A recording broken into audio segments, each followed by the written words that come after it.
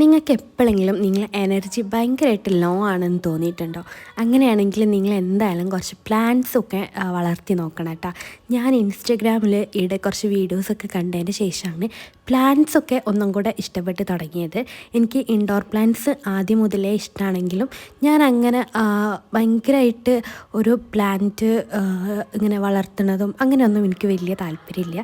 പക്ഷേ ഇൻസ്റ്റയിൽ ഒരു പേജുണ്ട്, എല്ലാവരും ഇപ്പം തന്നെ ഒന്ന് പോയി ചെക്ക് ചെയ്യണേ.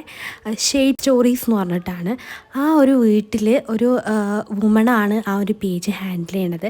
ആ ഒരു വീട്ടിലുള്ള പ്ലാന്റ്സ് കണ്ടിട്ട് ശരിക്കും ഞാൻ ഇൻഫ്ലുവൻസ് ആയി എന്ന് പറയാം കേട്ടോ.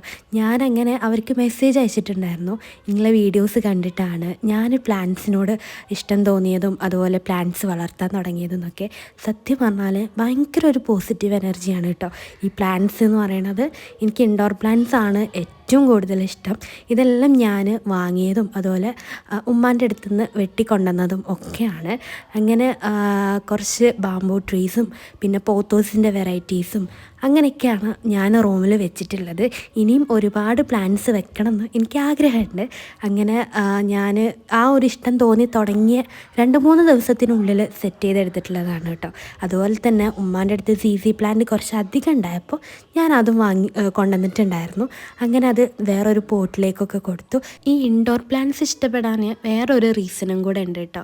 നമ്മൾ സാധാരണ ചെടികൾ വളർത്തുന്ന പോലെ അത്രയും ബുദ്ധിമുട്ടൊന്നും ഇല്ലെങ്കിലും ഇവർക്കും വേണം കേട്ടോ നല്ല കെയറൊക്കെ. പക്ഷെ ഒന്നും കൂടെ കാണാൻ ഭംഗി ഇവരാണ്.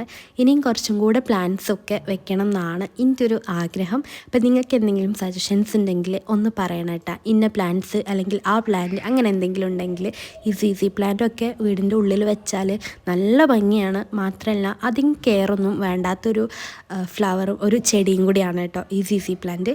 അങ്ങനെ ഇതൊക്കെ പിന്നെ ഞാൻ ഓൾറെഡി പണ്ട് മുതലേ വീട്ടിൽ വെക്കുന്ന ഫ്ലവേഴ്സാണ്. പക്ഷേ ഇവരൊന്നും അങ്ങനെ നമ്മൾ കെയർ ചെയ്യാത്തതുകൊണ്ട് എല്ലാം കേടായി വരാനായിട്ടുണ്ട്.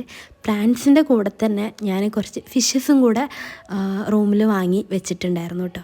അപ്പോൾ ഇവരെല്ലാം ക്ലീൻ ആക്കാനായിട്ടുണ്ടായിരുന്നു. അപ്പോൾ എന്തായാലും നമ്മൾ പ്ലാന്റ്സിന് ഞാനൊരു വീക്ക്ലി ഒരു ദിവസമാണ് കെയറിങ്ങിന് വെക്കാറുള്ളത്. അന്ന് തന്നെ ഫിഷസിനെയും ഒക്കെ ഒന്ന് വെള്ളം മാറ്റിയിട്ട് ഒന്ന് അടിപൊളിയാക്കി എടുക്കുകയാണ്. എന്തായാലും ശരിക്കും നമ്മളെ സ്ട്രെസ്സും അതേപോലെ ടെൻഷൻസും ഒക്കെ ഒരു പരിധി വരെ ഇങ്ങനെയുള്ള കാര്യങ്ങൾ ചെയ്യുമ്പം ഇല്ലാണ്ടാവുന്നതാണ് കേട്ടോ എനിക്ക് ഫീൽ ചെയ്തിട്ടുള്ളത്. മാത്രമല്ല നമുക്കും തന്നെ ഒരു പോസിറ്റീവ് എനർജിയാണ്.